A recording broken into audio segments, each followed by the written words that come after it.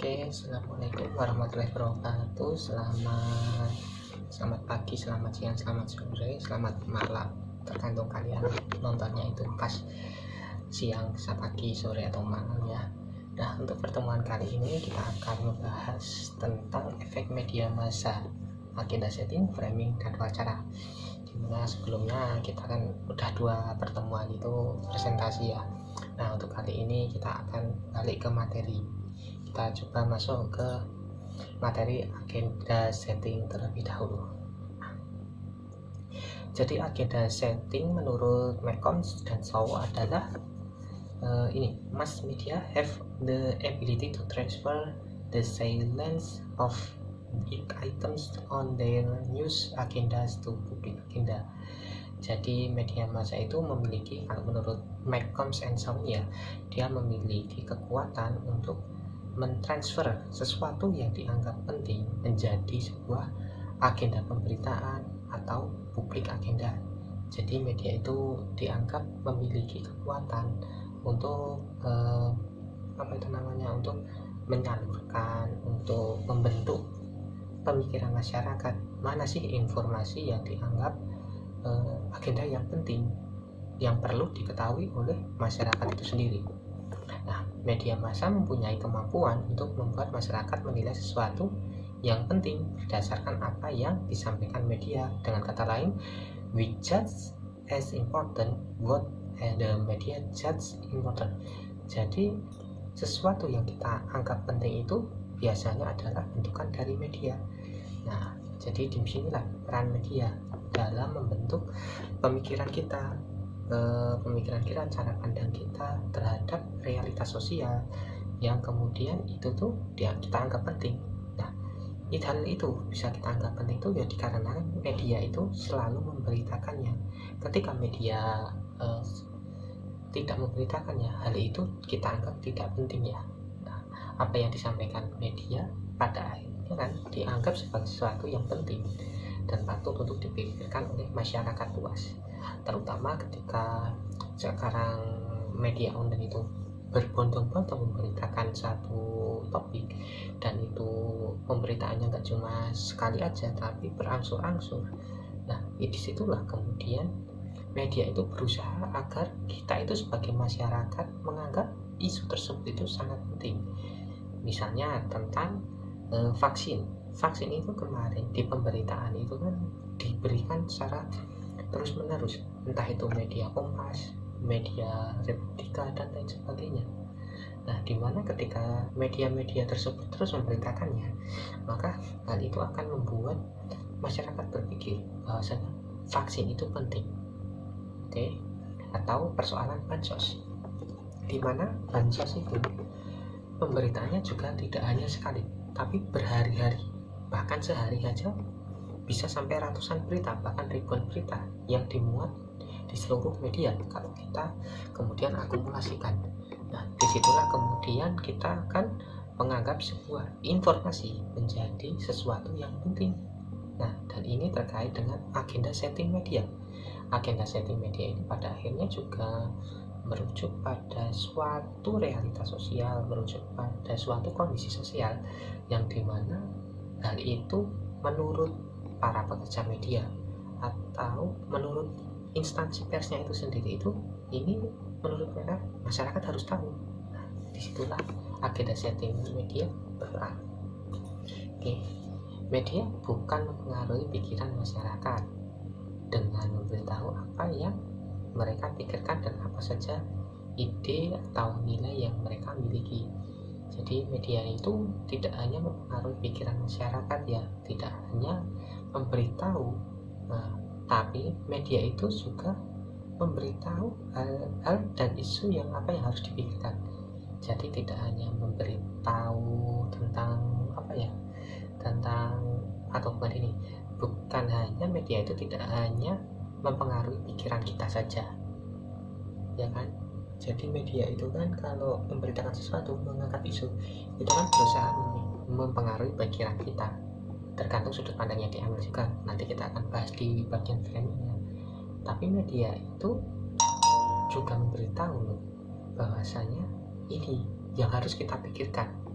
Jadi pemikiran kita itu tidak serta-merta berasal dari diri kita sendiri. Kita itu memiliki pendapat tentang vaksin, entah setuju atau enggak, itu bukan berasal dari kita sendiri. Namun itu dikarenakan media tersebut atau media terkait itu memberitahu kita tentang vaksin, memberitahu kita tentang manfaat vaksin. Nah, dan itu yang ingin dibuat media agar kita memikirkannya. Media itu kasih tahu nih, ibaratnya kamu itu mikirin ini aja, jangan mikirin yang lain. Gampangannya seperti itu. Kalau kita anggap media itu makhluk hidup ya, atau orang, media itu ngomongnya kayak gitu, jangan mikirin yang lain, mikirin ini aja yang kasih ini. Gitulah. Jadi manfaat dari agenda setting itu pada akhirnya juga bergerak di arah bagaimana isu tersebut itu harus kita pikirkan. Nah, ini penting untuk dipahami bagi teman-teman yang nantinya pengen bekerja di humas, karena bekerja di humas nantinya itu juga terkait dengan kemampuan kita dalam mengelola media, mengarahkan media. Jadi agenda setting itu nanti tidak hanya terkait sama media aja, tapi juga terkait dengan instansi swasta, instansi pemerintah. Nanti kita akan bahas di contoh yang akan saya tampilkan. Nah, selanjutnya masyarakat luas cenderung menilai bahwa apa-apa yang disampaikan media massa adalah hal yang memang layak untuk dijadikan isu bersama dan menjadi cakupan ranah publik. Jadi masyarakat luas itu kan ya, kita juga, saya juga, teman-teman juga cenderung menilai apa yang disampaikan media massa, apalagi kalau kuantitasnya udah gede banget, pemberitaannya udah masif banget, itu layaklah dijadikan isu bersama. Maka dari itu setiap dari awal sampai akhir ketika saya selalu memberikan contoh itu dikarenakan agenda setting media ini masuk ke pemikiran saya gitu loh. Saya itu seakan dikontrol oleh media. Ini yang harus dipikirkan tentang tadi vaksin, tentang apalagi kemarin bansos juga sempat, karena dari contohnya saya coba keluar dari pemikiran itu ke arah isu Amerika juga rasanya berat karena terpaan dari media di Indonesia itu kan sekarang lebih cenderung ke arah COVID. Jadi disitulah agenda setting media itu lebih tertarik untuk mengangkat isu COVID, mulai dari perkembangannya, entah itu dari sudut pandang pemerintah, dari sudut pandang kesehatan dan lain sebagainya, dan itu selalu dibuat oleh media. Nah, masyarakat pun menilai apa yang dianggap penting oleh media adalah hal yang penting juga dan memang harus dipikirkan atau minimal mempengaruhi persepsi mereka terhadap hal tersebut. Jadi ketika media udah masif yang memberitakan, kita itu ya mau gak mau itu udah harus mikir itu penting. Bukan harus sih sebenarnya, tapi kita itu dibawa agar memiliki pemikiran bahwa isu tersebut isu yang penting. Meskipun nantinya pada akhirnya tidak hanya isu COVID aja yang akan dibawa oleh media, bahkan isu tentang artis. Contohnya soal ini ya, Rasylvania. Nah, teman-teman lihat nih, aku menyajikan Google Search Engine ketika aku mencoba nyari Rasylvania. Aku baru nulis RACH, Rach. Nah, tapi di Google udah suggest ini, Rasylvania, padahal aku sebelumnya belum nyari. Kalau kalian lihat timelinenya, aku lebih nyari kemarin itu kalau kata-katanya ini, hurufnya ini yang aku tampilin akan ngarah ke Rahmawati Soekarno Putri atau biografinya, karena aku kemarin itu sempat nyari persoalan Ibu Rahmawati Soekarno Putri gitu. Nah, tapi untuk Rasylvania aku malah belum terlalu nyari kemarin. Ya mungkin pernah ngetik sekali dua kali, tapi nggak benar-benar nyari gitu. Tapi di Google sudah memberikan suggest-nya kepada saya ketika saya ngetik Raj gitu. Saya itu diarahkan untuk ke isunya Rasylvania, padahal ini nggak penting, tapi ini dianggap penting oleh Google. Nah, Google aja kan sebuah mesin mencari udah nganggap penting dikarenakan kuantitas pemberitaan tentang isu Rasylvania udah banyak diangkat oleh media. Nah, kita coba lihat slide berikutnya. Nah, di episode berikutnya ini coba dilihat nih, sekitar 12.900.000 dalam hasil pencarian 0,52 detik aja udah sebesar itu, ya kan? Kita lihat pemberitaannya itu udah banyak banget tentang Wrestlemania. Nah, di situ memperlihatkan apa?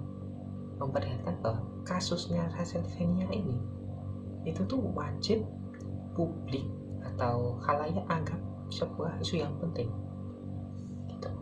Jadi pembicaraan tentang Wrestlemania, entah itu pengaruh sama kita atau enggak, itu wajib gitu. Itu seakan media itu mewajibkan kita itu menganggap pemberitaan ini penting. Dan ini terkait dengan agenda setting media, karena menurut media, menurut instansinya, isu ini tuh isu yang layak untuk dijual, mendatangkan traffic tinggi bagi mereka. Nah, kalau kita ngomong lebih jauh lagi terkait agenda setting media, akan masuk ke ekonomi politik media, masuk ke teorinya Noam Chomsky yang kemarin kita sempat bahas sedikit gitu ya. Nah, seperti itu, karena ini terkait dengan keinginan media untuk mendapatkan iklan. Jadi agenda setting itu bukan serta-merta hanya persoalan media ingin membentuk persepsi kita terhadap satu isu, atau ingin menganggap kita itu menganggap isu tersebut penting, tapi juga itu terkait dengan ekonomi politik mereka untuk mendapatkan keuntungan. Ini terkait dengan pemikiran teman-teman yang sebagai elit di media itu untuk berbisnis. Tapi ini bukan hal yang salah ya, tapi ini memang strategi bisnis gitu. Jadi kita nggak masuk ke ranah ngeritik, tapi itu memang kalau kita ngomong kayak gitu, itu adalah strategi bisnis di media. Jadi teman-teman nantinya kalau mau itu membuat media sendiri terkait hal-hal seperti ini, itu bisa mempertimbangkan agenda setting dan melihat isu-isu yang beredar, karena ini akan meningkatkan traffic dari media yang akan kita kelola gitu. Nah, isu selanjutnya tentang Khofifah. Saya ambil isu Khofifah ini tentang judulnya agar P3 jadi corong aspirasi umat. Khofifah dorong rangkul ulama. Nah, yang pertama ini ya. Yang kedua, Anies meluncurkan program semua bisa makan. Duafa bisa makan gratis. Nah, apakah ini pemberitaan ini pure agenda setting dari media, agenda settingnya media persnya gitu? Bisa iya, pertama bisa iya, yang kedua bisa enggak. Kita lihat dari judul. Nah, dari judul kalau yang Khofifah nih, dia ini judul ini cenderung ini menonjolkan ibu Khofifahnya, di mana ibu Khofifahnya itu berpendapat untuk meningkatkan aspirasi umat, untuk meningkatkan daya tarik umat terhadap partai P3 ini, maka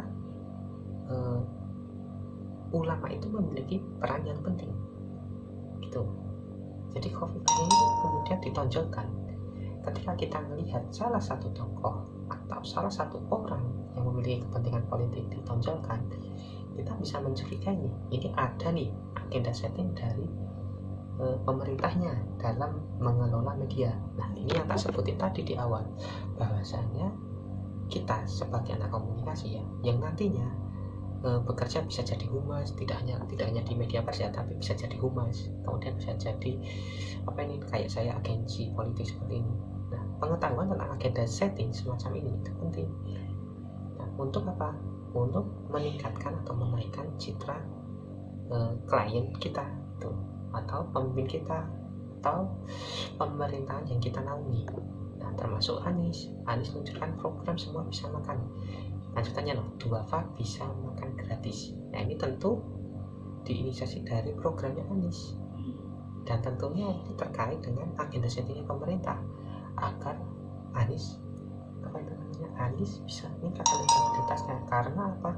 Karena saat ini Anies sedang banyak kena polemik permasalahan mulai dari LBH Jakarta, lembaga hukum itulah yang mengkritik Anies, kemudian persoalan Formula E dan lain sebagainya, sehingga hal-hal positif kayak gini ini perlu dibentuk agenda settingnya agar masyarakat juga memiliki sentimen positif, termasuk pemberitaannya tidak hanya memberitakan hal-hal yang negatif terus.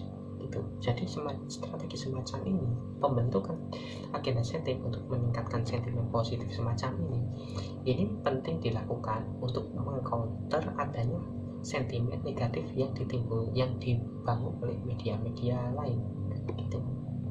Nah, itu bisa kita lanjutkan. Pemilihan media itu akan berpengaruh, tapi ini tadi kita ngomong ini kita akan panjang gitu ya. Nah, cukup segini untuk agenda settingnya. Terkait contohnya ada. Nah, kita lanjut lagi. Nah, sebab itu kan manusia cenderung hanya akan melihat dan membaca informasi serta berita yang sejalan dan tidak mengancam atau bertentangan dengan kepercayaan yang selama ini mereka miliki dan bangun. Nah, jadi kan manusia itu memiliki kecenderungan nih, hanya akan melihat dan membaca informasi yang sejalan dan tidak mengancam diri mereka atau bertentangan dengan diri mereka gitu. Jadi manusia itu pada akhirnya itu juga meskipun media itu membuat agenda setting, tapi kita sebagai konsumen memiliki semacam hak atau kebebasan untuk menerima atau enggak gitu. Jadi kita bisa membaca, boleh menolaknya. Nah, apa yang kita baca itu juga kita sendiri yang nyari gitu ya. Sehingga asumsi dasar dari teori agenda setting adalah media massa memiliki kekuatan dalam mempengaruhi dan membentuk persepsi masyarakat. Pertama itu, jadi kita perlu pahami media massa itu punya power yang mempengaruhi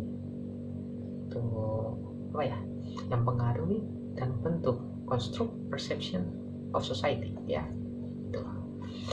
Dan kemudian yang kedua, semua keputusan kembali lagi kepada individu. Nah, ini yang tak sampai barusan tadi, di mana mereka memiliki kebebasan untuk memilih apa yang ingin mereka terima.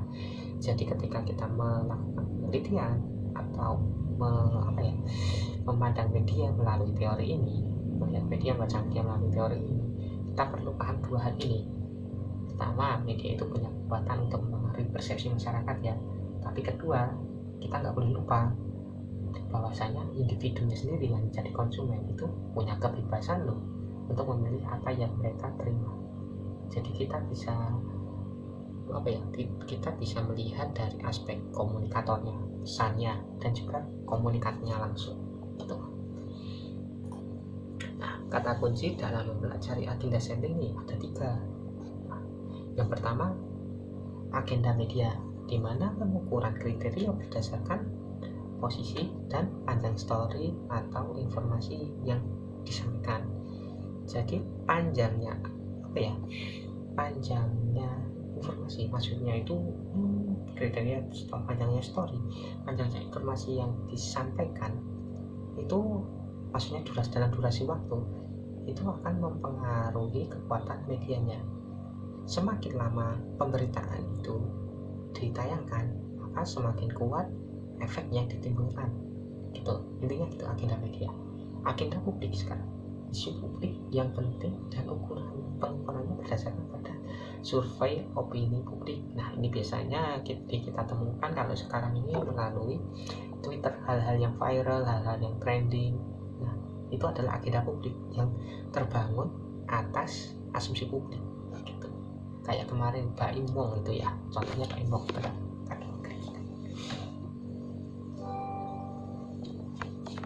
contohnya soal Mbak Imong kemarin. Mbak Imong itu menjadi viral itu bukanlah karena adanya agenda media, tapi itu karena adanya agenda publik. Jadi dalam agenda setting ini kita mengenal agendanya media dan agendanya publik. Nah, agendanya publik apa? Gara-gara viralitasnya di media sosial itu kemudian banyak yang ngomongin sehingga muncullah opini publik. Nah, kalau zaman dulu sebelum adanya media sosial yang menggunakan survei opini, ada yang riset ke lapangan, ada yang nyebar kayak semacam survei itu kuesioner gitu. Nah, semacam itu untuk agenda publiknya, atau berdasarkan iklan mungkin bisa jadi gitu ya. Nah, kemudian yang ketiga adalah agenda setter. Siapa yang menentukan agenda media dan menyampaikan informasi berdasarkan agenda tersebut. Jadi ini terkait dengan penyampainya yang aku bilang tadi, kalau agenda setter adalah medianya, instansinya medianya sendiri, editornya bisa jadi wartawannya, atau bisa juga pemerintahnya, begitu untuk agenda sektornya ya. Sekarang lanjut lagi ke frame. Nah, kita masuk ke teori framing-nya. Framing adalah teori atau proses tentang bagaimana pesan media massa memperoleh perspektif, sudut pandang, atau bias. Nah, jadi framing itu terkait dengan sudut pandang pemberitaan sih, simpelnya gitu framing. Jadi kayak kalau teorinya itu gambarannya kayak teman-teman melihat jendela, jadi sudut pandang yang kalian lihat itu ya udah yang ada di jendela gitu ya.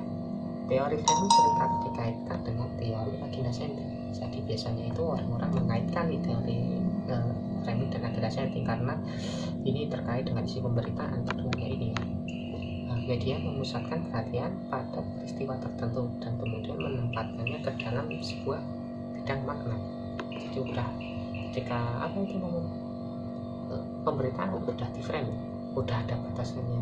Nah, media kemudian akan menempatkannya pada makna tertentu. Jadi ada makna tersendiri dari isi pemberitaan itu. Jadi gitulah. Nah, sebagai sebuah proses framing terletak pada 4 unsur komunikasi, yaitu pengirimnya, penerimanya, pesannya, budayanya. Jadi framing itu mempengaruhi pengirimnya siapa, itu perlu dipertanyakan, penerimanya siapa, pesannya apa, budayanya apa. Nah, itu akan jadi aspek-aspek unsur-unsur yang dapat membantu kita dalam melihat sebuah sudut pandang media, sudut pandang pemberitaan gitu ya. Teori framing bertujuan untuk mengidentifikasi berbagai skema sebagaimana setiap individu memandang dunia. Jadi ini terkait bagaimana kita sebagai konsumen itu memandang dunia melalui isi berita. Nah, kita juga perlu mengetahui nih bahwasanya pengertian dari framing itu sendiri itu dapat dipahami berdasarkan dua hal pada dua tingkatan ini, dua tingkatan mikro dan makro. Yang makro dulu nih, bagaimana sebuah berita disajikan dan bagaimana hal ini dapat berdampak pada isi pesan. Jadi ini terkait dengan bagaimana wartawan atau editor atau bisa juga instansi persnya itu memberitakan sebuah isu, dan isu tersebut dan cara mereka memberitakannya, frame yang akan mereka ambil itu akan mempengaruhi isi pesannya gitu. Kemudian yang kedua adalah mikro. Bagaimana masing-masing elemen dalam sebuah narasi berita dapat berdampak pada pembaca. Jadi setiap elemen yang ditulis, kata-kata, kalimat, foto itu akan memiliki dampak yang berbeda-beda pada pembaca. Kayak kemarin ada aspek psikologis kan, kemarin itu yang aku kasih contoh banjir seumpama. Foto banjir itu akan berdampak pada si pembaca itu gitu. Budaya yang mereka tahu bahwa banjir itu mengerikan bagi orang yang pernah terkena banjir, maka dia akan merasakan, akan memiliki dampak sendiri. Kemudian asumsi dari teori framing ini ada 3, urusannya 3. Teori framing dibangun berdasarkan asumsi bagaimana sebuah isu yang dicirikan dalam pelaporan berita dapat memiliki pengaruh terhadap bagaimana isu tersebut dipahami oleh khalayak. Nah, jadi teori framing ini dibangun itu berdasarkan asumsi ya, bagaimana isu itu dicirikan dalam pelaporannya nih. Bagaimana sebuah isi berita, sebuah isu itu akan berpengaruh kepada khalayak, bagaimana khalayak kemudian memahaminya gitu. Yang kedua, media merefleksikan atau memilih sudut pandang yang tepat untuk mengatakan sebuah kisah atau berita. Frame media dapat mempengaruhi publik memandang isu sosial yang penting, bukan pada isu yang dipandang penting oleh khalayak. Jadi hal yang dipandang khalayak penting itu belum tentu penting oleh media. Itu singkatnya ya. Singkatnya asumsi ini adalah apa yang dipandang kita, yang kita pandang itu penting, yang menurut kita penting, itu belum tentu penting untuk media. Namun yang media anggap penting mesti penting untuk kita. Gambarnya itu.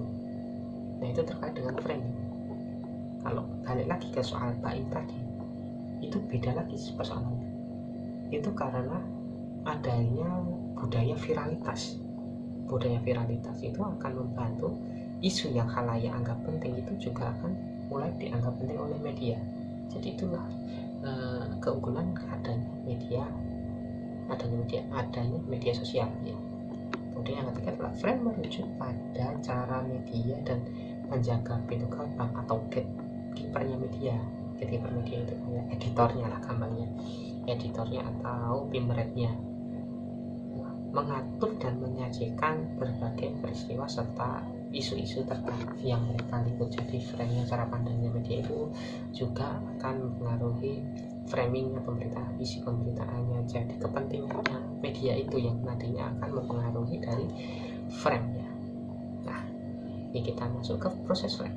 Nah, di sini ada frame building, ada frame setting, individual level effect of framing, kemudian journalist as audience. Gitu. Ada makro, ada mikro. Ya, makro tadi apa? Makro tadi adalah dampaknya terhadap isi pesan. Mikronya adalah dampaknya terhadap pembaca. Nah, isi pesan dan pembaca itu di dalam sebuah frame ini ya, di lingkarannya frame ini.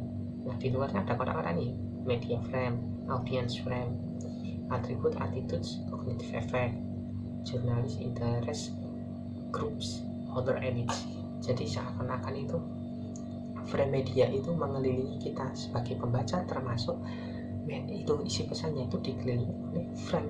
Kita itu dibentuk, pengetahuan kita dibentuk oleh frame. Nah, jurnalis pun itu dianggap sebagai audiens kalau dalam framing ini. Nah, kemudian ada efek individual itu juga, efek individual itu juga kemudian mulai mengelilingi kita. Kita akan mendapatkan efek dari individual. Jadi sebenarnya bentuk dari perputaran proses framing itu, gitu ya. Nah, kemudian ini aku coba searching Formula E, ada di Jakarta. Nah, ketika aku searching Formula E, yang paling atas, yang paling direkomendasikan Google sebagai berita utama, ada juga nih yang 3 hari yang lalu kan, berarti kuat banget ini isunya. Ada yang 1 hari yang lalu, ada yang baru 20 jam yang lalu. Tentang yang paling kuat itu adalah tentang membuat sirkuit Formula E terlihat mudah dan rumit. Ini mesti banyak penggemar motorsport, banyak penggemar itu namanya itu hobi otomotif ini, balapan gini. Tapi kita lihat yang PDIP DKI sebut Formula E ibu kota banyak hambatan dan potensi merugi. Kenapa kita lihat yang itu? Karena yang kedua ini, yang 1 dan 2, Detik News dan Motorsport itu udah kelihatan pro dengan Formula E, pengadaan Formula E di Indonesia. Tapi kita lihat ini dari PDIP yang menantangnya.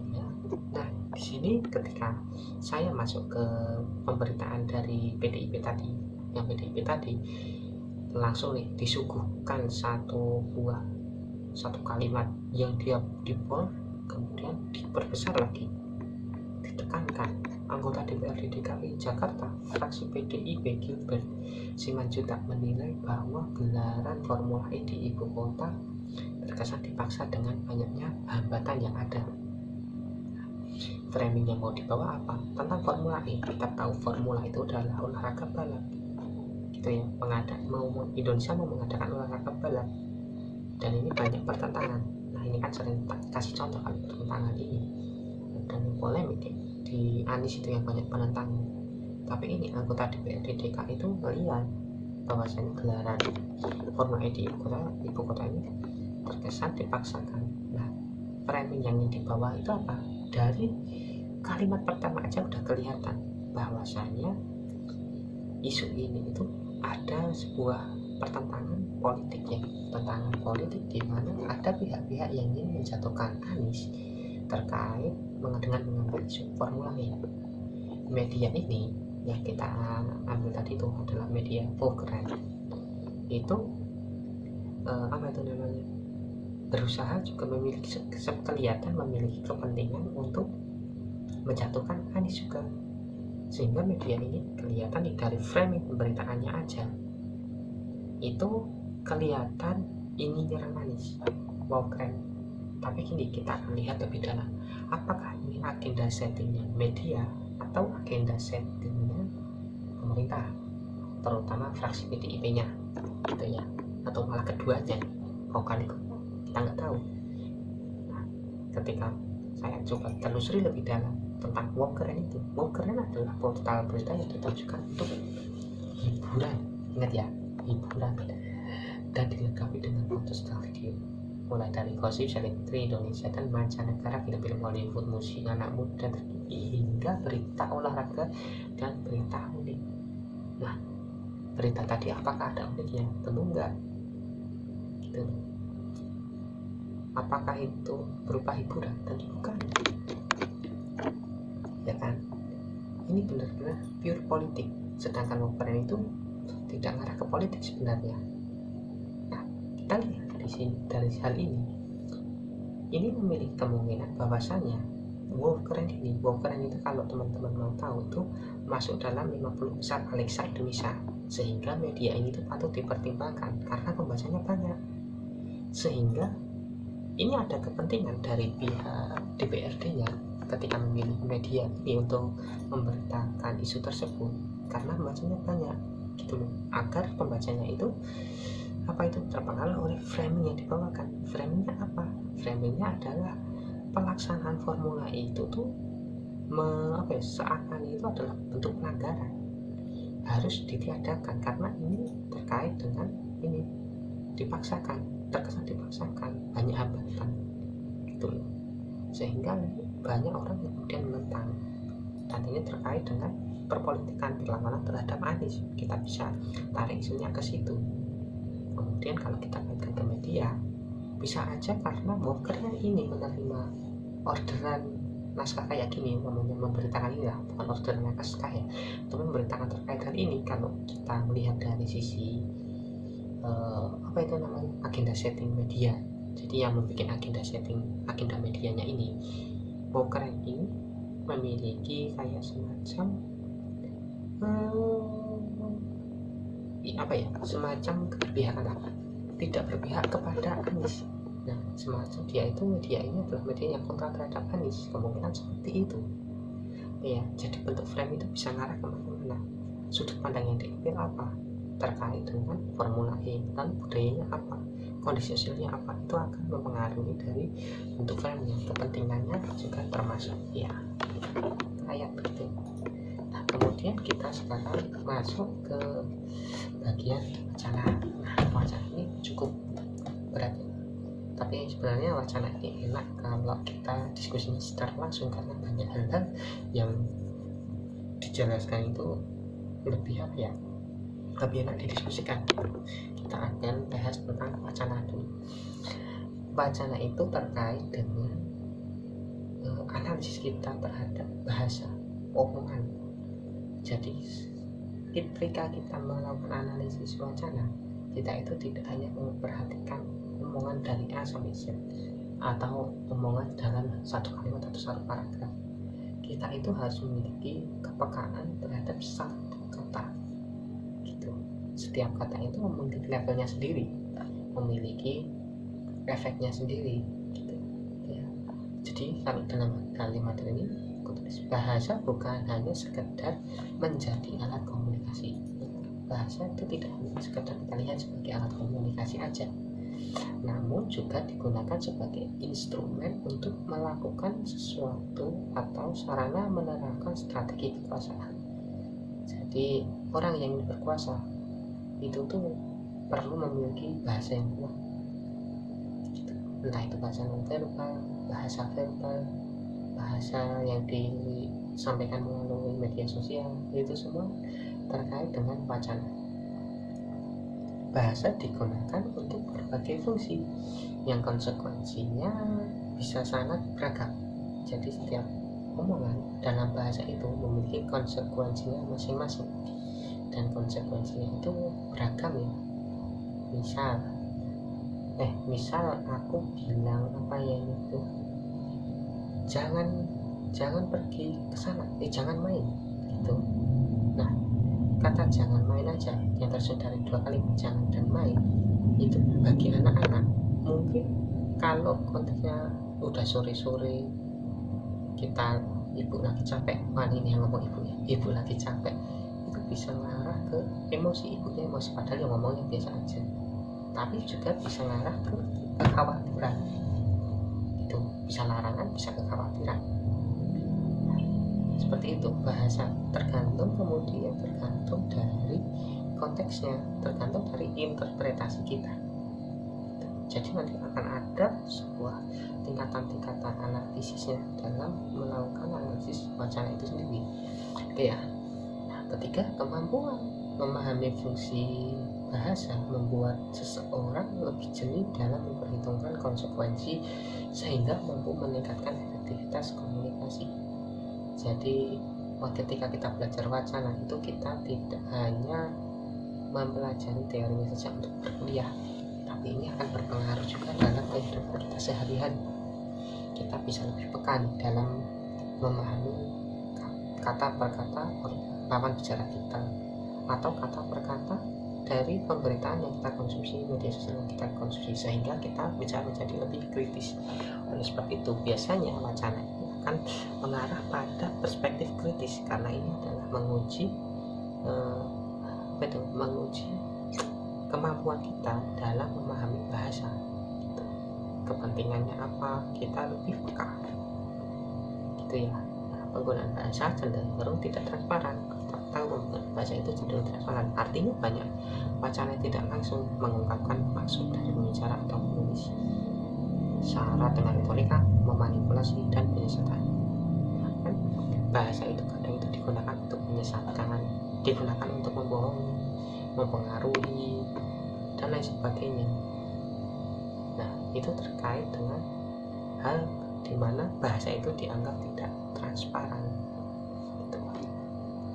Jadi kadang itu kita itu diminta tolong atau disuruh itu dengan tersirat, atau kalau pas pacaran kan dikode enggak nyambung. Nah, kadang itu kata kode itu yang sering kita jumpai ketika kita pacaran, itu adalah bentuk dari tidak transparannya bahasa gitu ya. Sehingga kalau yang masih pada pacaran itu saya harapkan agar jangan melakukan hal ini, jangan menggunakan bahasa yang tidak transparan, mending lugas, jelas gitu loh, nggak usah kode-kode. Nah,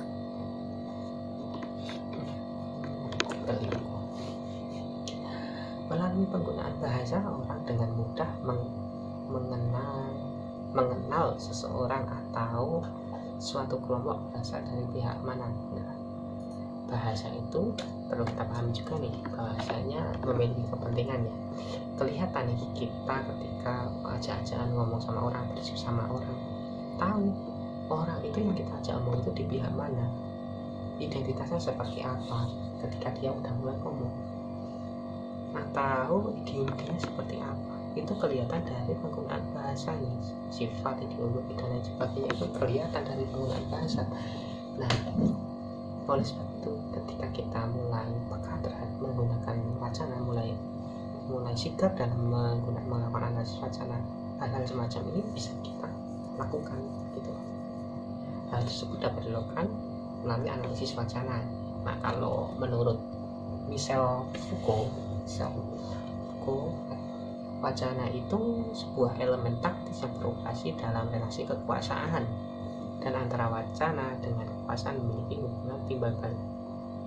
Jadi wacana itu memiliki relasi dengan kekuasaan nih, ada hubungannya dengan kekuasaan. Nah, dimana bisa dikatakan juga wacana adalah alat kepentingan kekuasaan, hegemoni, dominasi budaya, dan ilmu pengetahuan. Jadi wacana itu tuh digunakan, pembangunan wacana itu digunakan untuk memperoleh kekuasaan, melanggengkan kekuasaan, untuk menghegemoni orang lain, melakukan dominasi terhadap orang lain. Dan itu alatnya itu satu, bahasa.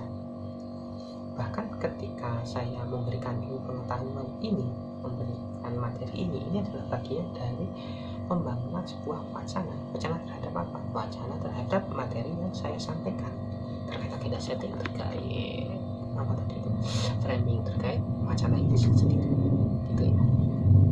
Jadi ini adalah praktek kekuasaan, sebuah praktek kekuasaan penggunaan wacana biasanya, dan ini dilakukan biasanya oleh orang-orang yang dia itu memiliki kepentingan kekuasaan, dan setiap orang itu punya ke power sendiri-sendiri ya, memiliki power sendiri-sendiri, kekuatannya sendiri-sendiri untuk membangun wacana itu.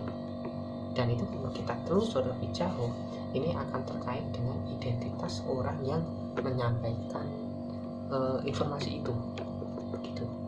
Oke, semakin tinggi kuat identitasnya, maka kepedulian komunikan terhadap informasi atau wacana yang dibangun itu akan semakin kuat. Tuh. Nah, melalui ini menurut Fairclough, menurut Fairclough kita masuk ke Fairclough itu salah satu ilmuwan yang memiliki teori analisis wacana kreatif, yang merupakan teori analisis wacana kreatif ya. Menurut Fairclough, wacana merupakan penggunaan bahasa sebagai praktek sosial sekaligus cara penandaan pengalaman dari perspektif tertentu gitu ya. Jadi menurut Fairclough itu penggunaan bahasa itu adalah praktek sosial ya, praktek sosial, penandaan pengalaman. Jadi bahasa itu mesti terkait dengan pengalaman individu yaitu sendiri, pengalaman individu dan perspektifnya setiap individu pasti berbeda gitu ya. Itu menurut Fairclough. Secara singkat kayak gini, kalau kita baca bukunya karena ini cukup panjang, cukup memusingkan sih, tapi secara singkat seperti ini. Melalui analisis wacana kritis, jadi ada analisis wacana, ada analisis wacana kritis. Nah, kita dapat membongkar apa yang salah atau tidak beres dalam masyarakat. Jadi kita itu dengan analisis wacana kritis, ketidakberesan sosial itu dapat kita bongkar. Misal ketidakberesan itu seperti apa? Ketidakadilan, ketidaksetaraan, pembatasan kebebasan atau diskriminasi. Itu yang kemudian sering kita temui di kehidupan bermasyarakat. Ini merupakan visual dari visual dari level analisis wacana kritisnya model Fairclough. Jadi ini modelnya Fairclough ya. Fairclough kalau melakukan analisis wacana kritis, ini modelnya melalui melihat, pertama itu kita lihat dari teksnya dulu, text discussion, text analisis. Text analisis berada di tingkat mikro. Oke. Ada di tingkat mikro. Kemudian setelah teks analisis itu dilakukan, masuklah ke interpretasi. Semakin lebar nih, ini ada kotakan proses production, ada kotaknya teks, kemudian ada process of interpretation discourse practice, itu masuk ke proses analisis meso, interpretasi dari aspek sosialnya. Jadi teks yang diucapkan, diucapkan orang atau ditulis dalam pemberitaan, itu kita analisis dulu kepentingannya, level-levelnya, lalu penggunaan bahasanya itu, per kata itu perlu diketahui, per kata, per kalimat, per paragraf, itu di aspek mikronya. Mesonya itu masuk ke interpretasi dari teks-teks tersebut, dihubungkan dengan kondisi sosial ya, dihubungkan dengan orangnya yang nulis misal gitu, dan orangnya baca misal gitu ya. Nah, kemudian masuk ke social cultural practice explanation, dijelaskan sosial analisisnya. Nah, situasinya seperti apa, kehidupan sosial itu seperti apa, masuklah ke makronya. Jadi mikro itu teksnya, orangnya, kemudian baru melebar ke lingkup sosialnya. Nah, disinilah level analisisnya. Jadi untuk melakukan analisis wacana itu ada tahap-tahapnya. Teksnya apa, kepentingan orangnya apa, lalu konteksnya apa, sederhananya seperti itu. Misal ini nih, ada pemberitaan tentang Ganjar ajak Agus Miftah Gojek belusukan sosialisasi prokes. Kita lihat dari aspek semiotisnya dulu, semiotika atau semiotis gitu ya. Saya dalam aspek semiotis diperlihatkan melalui fotonya kan Ganjar Gowes sama Agus Miftah menggunakan masker, menggunakan kacamata, helm dan lain sebagainya, sepedanya, aspek semiotisnya kelihatan juga jauh dari, nah bahkan sampai jaraknya aja saya perhitungkan. Kenapa jauh? Eksklusivitas muncul di sini, eksklusivitas dari relasi mereka berdua muncul kan di sini gitu loh. Jadi teksnya itu dianalisis. Ketika kita masuk ke visualnya dulu untuk mendukung teksnya nanti, teks tulisnya, kita coba analisis foto kalau pemberitaan. Kenapa sih harus ada eksklusivitas, harus diberi jarak seperti ini, dan kenapa mereka nggak berbincang-bincang, bahkan sampai seperti itu? Kita perlu menganalisisnya. Nah, kemudian dari judul pemberitaan ada kata belusuan nih, satu kata belusuan. Nah, ini perlu kita waspadai juga. Belusuan itu tuh kegiatannya seperti apa sih? Dari tingkat bahasa, belusuan itu kok rasanya kelas bahasa kelas bawah ya. Kita lihat fotonya kaum elit. Oke, pertama itu goes, kegiatan hobi semua orang kan goes sekarang, apalagi ketika pas pandemi. Nah, belusuan adalah kegiatan yang dilakukan oleh orang-orang kelas bawah, biasanya orang-orang rakyat kecil. Biasanya belusuan, aku mau belusuan kemana, itu biasanya muncul. Dan ini terkait dengan konteksnya Pak Jokowi dulu ketika beliau itu belusuan juga. Nah, belusuan itu kemudian memiliki artinya itu bergeser. Yang awalnya belusuan itu tuh aku yang belusuk-belusuk ke mana ya, ke tempat-tempat persawahan, ke kebun-kebun, ke hutan, belusuk-belusuk gitu. Tapi pada akhirnya belusuan ini kan terkait dengan kedekatan elit terhadap masyarakat. Nah, sampai seperti itu kita analisisnya satu kata itu. Sosialisasi podcast belusuan. Tapi kenapa sosialisasi podcast ada belusuannya? Kenapa harus dengan Gus Miftah? Muncullah lagi wacana tentang agama Islam, Gus Miftah. Ada Gusnya Miftah, wacana tentang Islaman. Nanti lagi masuk lagi lebih kemana ke arahnya gitu. Jadi perkataan kayak gitu baru masuk judul udah sepanjang itu. Dan itu perlu, kalau mari kita nulis ke karya ilmiah, itu perlu ada literatur pendukungnya sehingga pembahasannya itu tajam. Itu untuk judul aja, belum masuk ke teks gini. Makanya dalam analisis wacana biasanya teksnya mending sedikit tapi fokus, biasanya gitu. Kalau teksnya banyak, kita lihat aja dari segi bahasa juga kan kita perlu mempertimbangkan teks-teksnya seperti itu. Misalnya Gubernur Jawa Tengah yang mengajak dai, kenapa dai kondang, kenapa harus dai kondang ditekankan gitu ya kan? Ada dai kondang, kepentingannya medianya apa sih? Kenapa Gatra menuliskannya dai kondang? Masa kayak gitu. Globes belusukan muncul lagi ya kan? Globes belusukan pasar dan perkampungan, sosialisasi. Kenapa perkampungan, kampung itu dikaitkan sama belusukan? Nah, muncul pertanyaan seperti itu. Padahal memang kampung itu kayak seakan-akan itu, ini kalau kita ngomong ke perspektif analisis wacana ya, memang kampung itu seakan-akan setara dengan hutan atau kebun-kebun gitu kan, enggak kan kampung itu. Tapi kenapa dianggap seperti ini? Kenapa dikatakan belusukan? Ya, makanya ini akan terkait dengan konteksnya. Kita ambil konteksnya, belusukan berarti Ganjar merakyat. Muncullah wacana Ganjar itu merakyat loh, karena dia belusukan.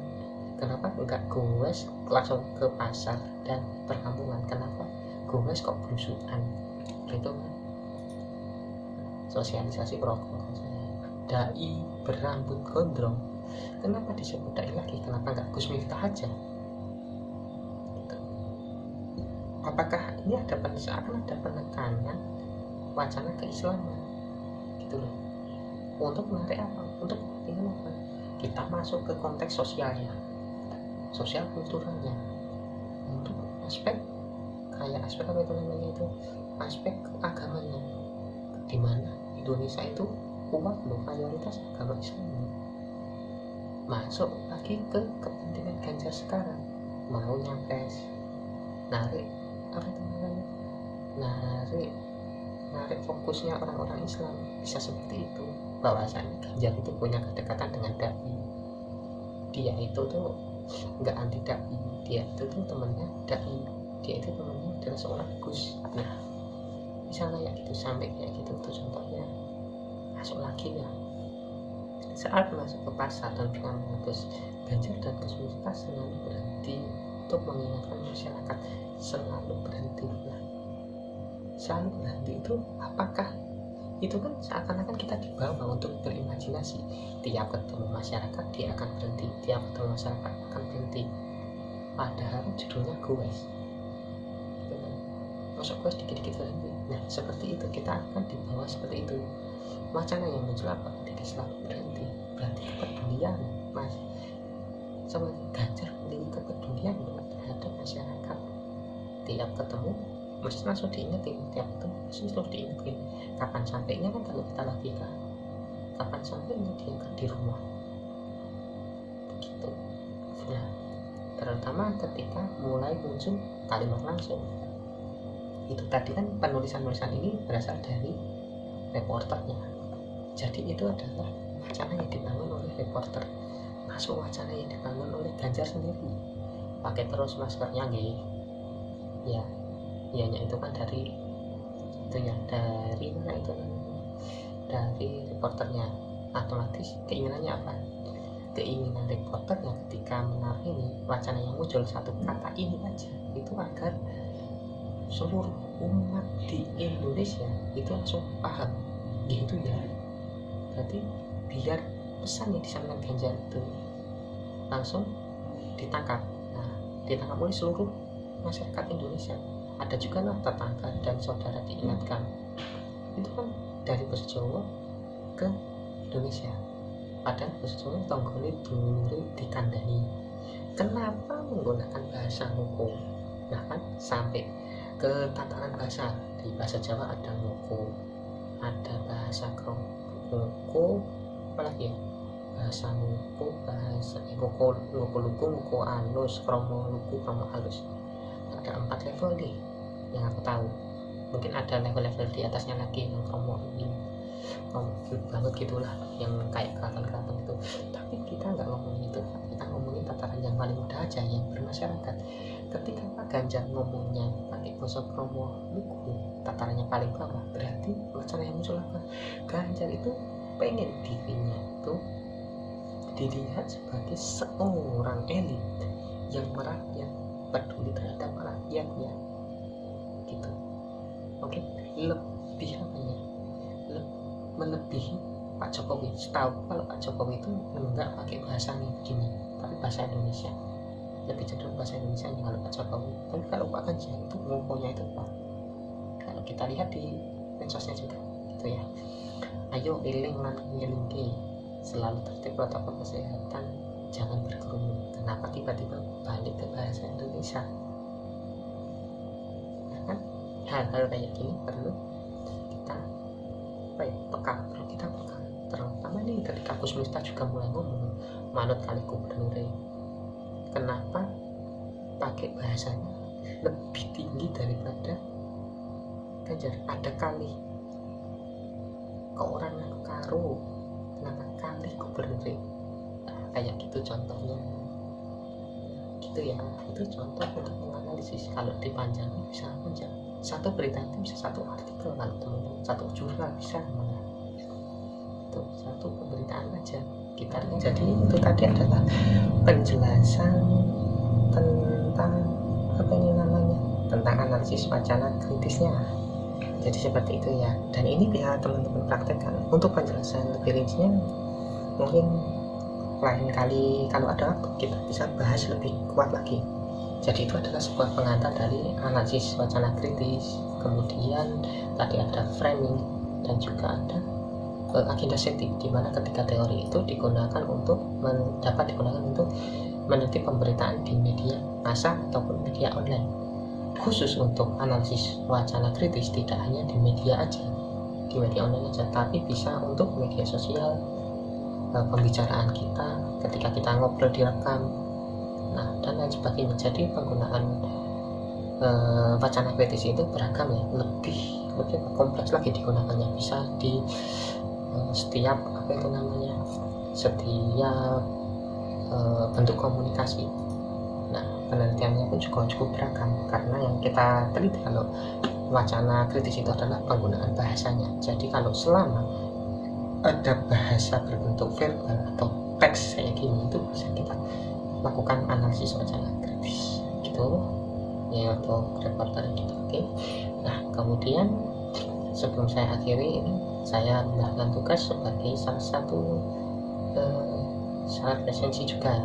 Nah, untuk tugasnya nanti teman-teman bisa baca berita ini dulu yang linknya sudah saya siapkan, tentang Gibran bagikan beras setiap hari, ada stiker bergaya ala Jokowi.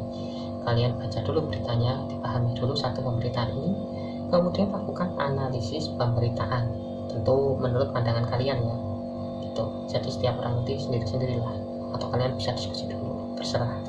Nah kemudian pilih salah satu perspektif saja, ada agenda setting kan tadi, kemudian ada framing dan analisis wacana. Nah kalian cukup salah satu aja pilihnya. Kalau agenda setting ya dari sudut pandang agenda setting gimana, namanya framing kalian dari segi framing gimana, wacana juga termasuk ya, kalau dari sudut wacana gimana, pilih salah satu aja cukup. Nah kemudian nantinya tugasnya ini dikirimkan melalui link yang akan saya bagi, nanti akan saya buatkan form untuk mengirimin tugasnya gitu ya. Jadi kalian cukup mengirimi dalam bentuk PDF nya aja insyaallah gitu. Kemudian tidak perlu ngasih komentar tidak diwajibkan ngasih komentar di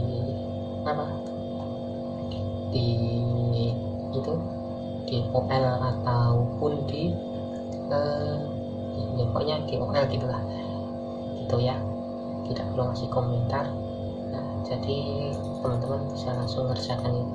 Durasinya saya kasih waktu seminggu dari jadwal teman-teman itu. Terima kasih untuk waktunya, saya tutup dulu. Wassalamualaikum warahmatullahi wabarakatuh.